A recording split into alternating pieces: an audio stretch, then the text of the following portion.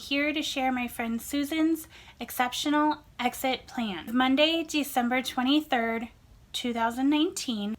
Today was my Neulasta shot day for me. I am not going to rant about how the list price for a single shot is $17,910 on my Medicare statement, but $6,231 on the drug company's website. Medicare does not pay either of those prices for my shot. They pay approximately $2,540, which leaves a $648 copay. I am pretty sure the maker inflates their list price so they can tell the government that they have given them a 75% discount. Liars! Oops, I'm not going to rant about this topic.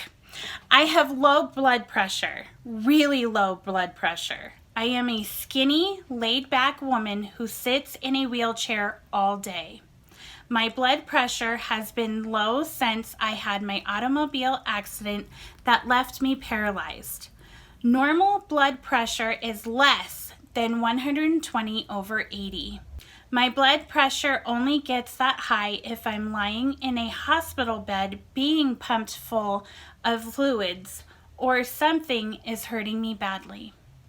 Low blood pressure is less than 90/60. Once in a great while, I will reach that high without external triggers. My normal blood pressure is around 80/50. I am completely conscious and talking to you at 60/30 and lower. I am not sure how low my blood pressure needs to drop before I pass out.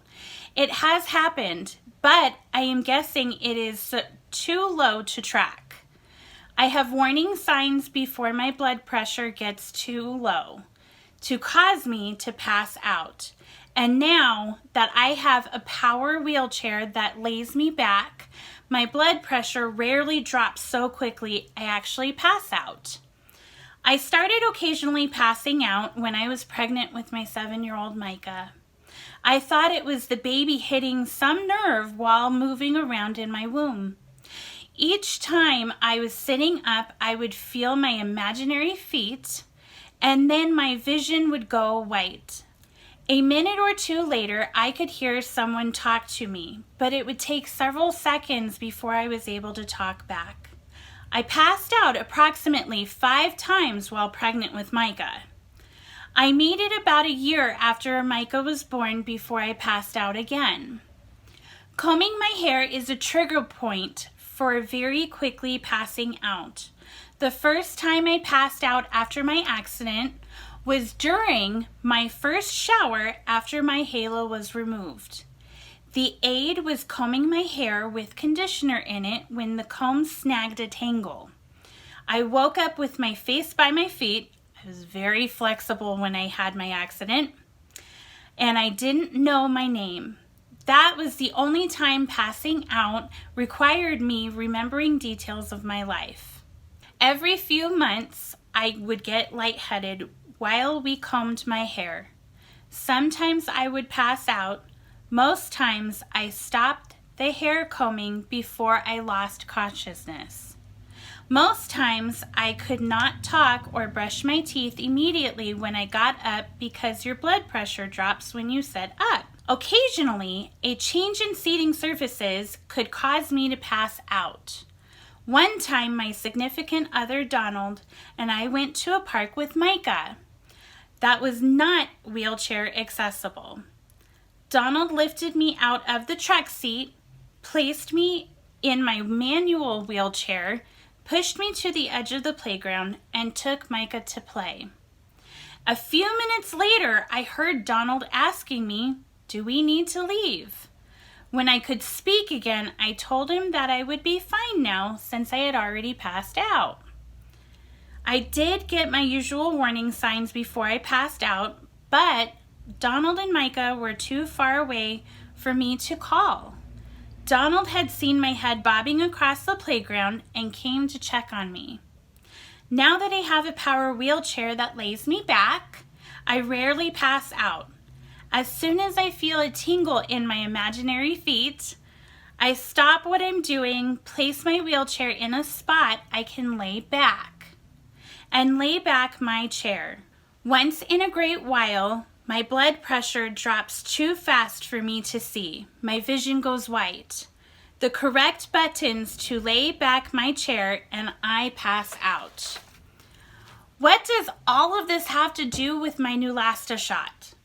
This morning, my blood pressure was 62/38. Low, but perfectly normal for me. After taking my blood pressure twice with the machine, the nurse took my blood pressure manual and it was 74/50. That is my normal range. The nurse told me they need to call the doctor to get permission to give the shot if a person's blood pressure is below 90/60. That would mean hanging around waiting for a return call from the doctor's office. I explained to the nurse that I have had several Neulasta shots and chances were very good I did not have a blood pressure as high as 960 for any of them, and we had never needed to call the doctor. I was obviously easily chatting with her and not in danger of passing out. My nurse went to the charge nurse and got the shot approved without calling the doctor, because the charge nurse looked at my history to see what a normal blood pressure for me was. My piece of advice to you is to not let arbitrary numbers limit you. I insisted that the 90-60 rule did not apply to me and made my nurse talk to the charge nurse. I think the nurse must have been new because this was the first time I have ever heard of the 90/60 rule. Thank you everyone for watching. I hope you're enjoying everything that we're doing and that you're enjoying the journey with Susan.